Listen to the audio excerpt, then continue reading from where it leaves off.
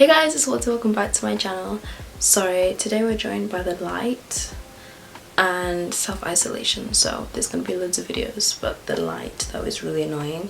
So today's video I'm going to tell you guys how I edit my Instagram photos and basically how I have like a cohesive theme, because I do get asked like a lot of questions like how do you do it, so I thought that okay, let me just share my tips and spill the tea. So this is how my Instagram kind of looks. It's very like curated. Can I just say like, ooh, all the time before, like I never actually used to have a filter. I've only started having a filter recently, like up here. And I've actually got another account which I just literally plan my whole feed on, and this is literally how it looks. And so I'm going to show you guys how I do that, how I get that, what's my mindset behind it. I do obviously get inspiration from like other people and tips from other people. They haven't verbally told me those tips, but I kind of get them from looking at what they do. And one thing I've noticed is colors. Pick particular colors that you want to always be reoccurring. So for me it's always beige, it's always black, yeah, like neutral colors, and kind of decide on the type of lighting that you want yours to be. I wouldn't say mine's very like high key, but it is obviously quite clear, but it's also not like dark and dull like some other Instagram accounts might be. So decide on those things, the colors you want, and then also the lighting, and then now start to decide on the products. What exactly would you want to photograph? So for me, because otherwise your Instagram's gonna look lost and messy. So for me it's like fashion and beauty being me. No, okay, I'm joking. Like beauty being like, yes, okay, post myself in like makeup, or to be fair, I don't really post beauty. It's just like fashion, and also I like to post things like buildings and like a lot of like architecture and a lot of like decor, interior decor. It's like fashion and interior, that's like my bulk of things. But then also I want people to know that this is not just a fashion and decor account, like it's also me. So I do post myself sometimes to be like, hi, yeah, this just as a reminder, like, yeah, I still exist, like, yeah, it's not just furniture and it's not just clothes, it's me too. So yeah, decide what you want, because you can't have it like all. Occasionally I do post food, but now I've realized it would be really odd if I post food right now, because if you look at my account it's a lot of interior and it's a lot of clothes. That food just looks out of place. So if you want to sometimes have a little bit of everything, just make sure that like you're incorporating it. If you want food, make sure you're incorporating food like every now and again, because if you go like 12 posts without posting food and then now you want to post food, it might look out of place. Sorry my loves. So yeah, that's just like one thing that you guys must know. So yeah, let's just get started. So I actually edit on Vsco Cam. So before I never used to edit my photos, and let me just tell you, that was like the hardest thing of my life, because it meant that I never used to edit, meaning add filters. I always used to edit them though, like on Photoshop.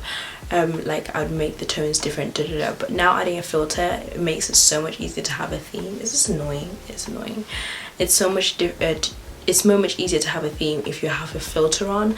But I always recommend having subtle filters, because it looks, I'm not gonna lie, having a filter makes the work look easier and less impressive. If you look like you don't have a filter on, it's very hard to pair images when they don't have filters on, unless you're consistently using the same colors within your work.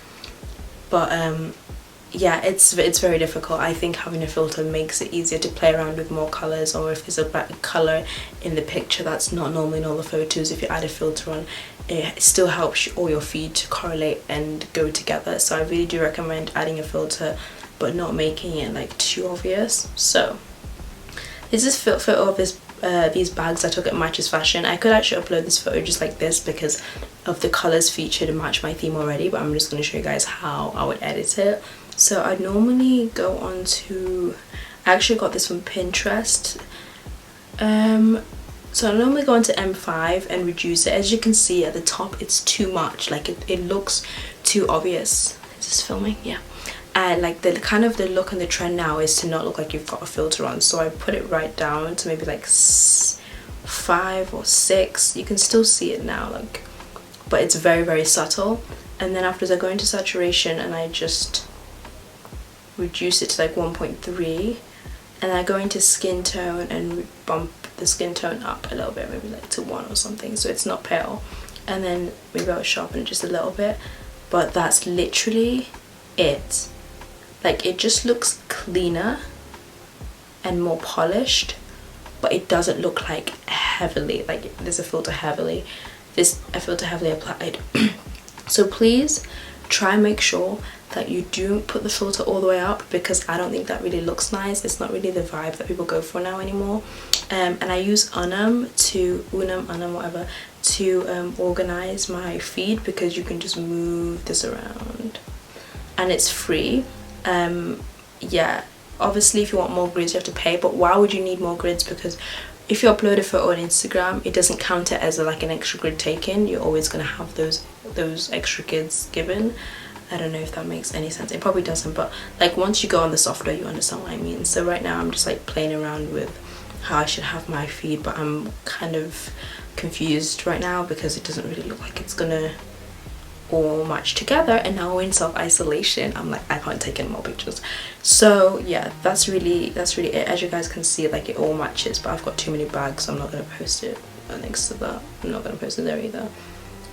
So yeah, it all goes together. But all the other images beforehand, I never actually used a filter.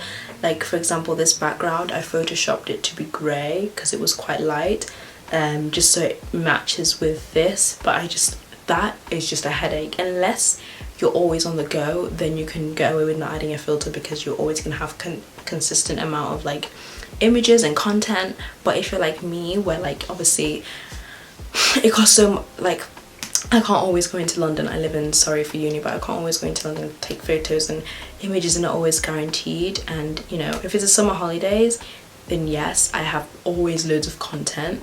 But you know, right now in summer we're at home. So yes, definitely use a filter, but just make sure it's not too much and you reduce it.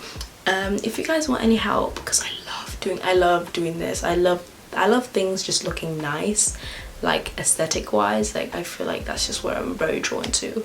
But if you guys would like any help, then let me know. DM me on Instagram and I will reply and I will help you, just because I genuinely do really like doing it.